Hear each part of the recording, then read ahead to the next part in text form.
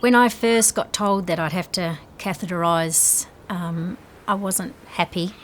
And all I could think of is, how am I ever going to travel? How am I going to go out? So regimented, with 4-hourly times. Everyone has concerns when they learn to self-catheterise, whether it be just learning technique and hygiene technique as well, or is it going to change my lifestyle for the worse?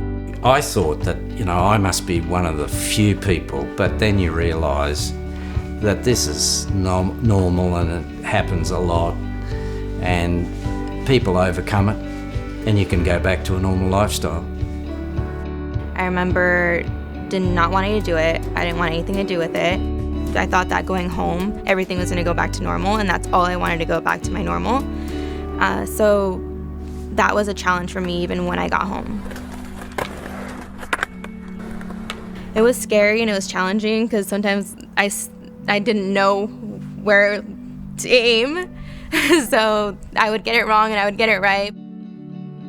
I went to my doctor and my mom had bought me this mirror that stands up, and she sat it in front of me, and then that's how I learned to cath myself when I was 7 years old. And then after I mastered that, they actually took the mirror away, and that was really hard.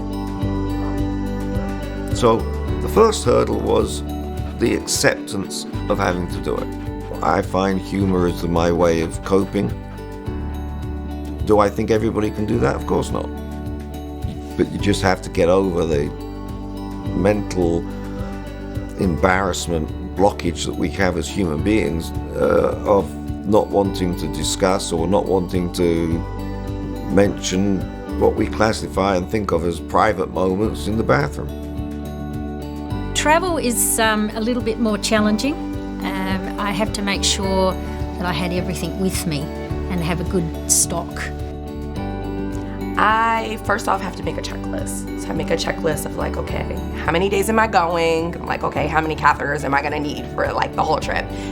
I think the future looks pretty bright. I've accepted what I have to do now. If I was in the room with myself 5 years ago where I was struggling in a cath, I would have just told myself to take it easy. It was gonna get easier. I was going to learn to accept it, and it's one more thing that comes with living life. And I never wanted to talk about it, but it's a part of my everyday life. Who cares what anyone else thinks?